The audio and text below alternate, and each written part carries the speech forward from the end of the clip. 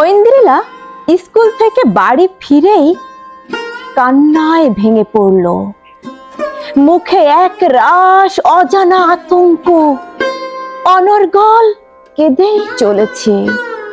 মা প্রশ্ন করলো, কিরে, কি হয়েছে, কাঁদছিস কেন?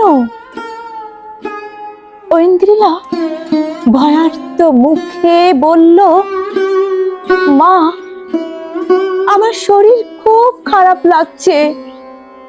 আজ স্কুলে হঠাৎ ব্লিডিং শুরু হয়েছে। মা, আমি বাঁচবো তো? জীবনের প্রথম ভয়াবহ অভিজ্ঞতা।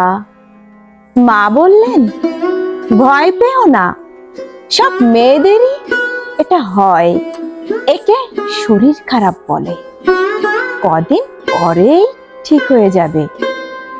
আর বাবা, কাকা, দাদারা যেন এ বিষয়ে কিছু না জানতে পারে, এটা খুব লজ্জার।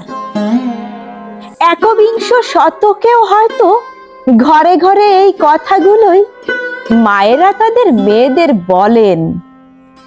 শরীর খারাপ খুব হাস্যকর একটি সহজ সরল শারীরবৃত্তীয় প্রক্রিয়া, যেটা না হলে সৃষ্টি থেমে যেত, পৃথিবীটা একটি প্রাণহীন প্রস্তর খণ্ডে পরিণত হতো।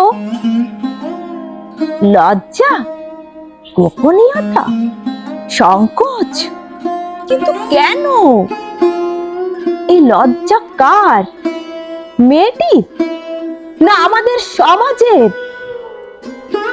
এই লজ্জা কার? মেয়েটির না আমাদের অসুস্থ ভাবনার? রজস্বলা মানেই তো সৃষ্টির ঝলমলে রোদ, একটি মেয়ের নারীতে উত্তরণ, তার মাতৃসত্তার শুভ জন্মক্ষণ। এ তো নারীর অহংকার, পৃথিবীর প্রাণ সঞ্চারের পূর্ণ লগ্ন। তবে কিসের লজ্জা, কিসের সংকোচ? কেন ওষুধের দোকানে ইশারার ফিসফিস, কাগজে মোড়া লুকানো ন্যাপকিন? কবে বদলাবো আমরা? কবে বদলাবে আমাদের সমাজ? কবে হবে মেয়েদের এই লজ্জা অহংকারে উত্তরণ? কবে দাগ মুক্তি ঘটবে এই সমাজের? কবে বুঝবো আমরা বিশুদ্ধ অশুদ্ধ, সূচি অসুচির তফাৎটা?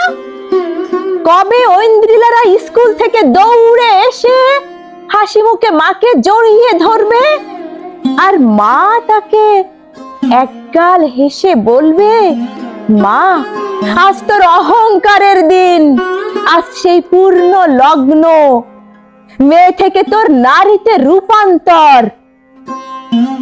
দুহাত দিয়ে আকাশকে আলিঙ্গন করে চিৎকার করে বল, আজ থেকে আমি এক সম্পূর্ণ নারী, একমাত্র আমি এক নির্মল পৃথিবীর জন্ম দিতে পারি।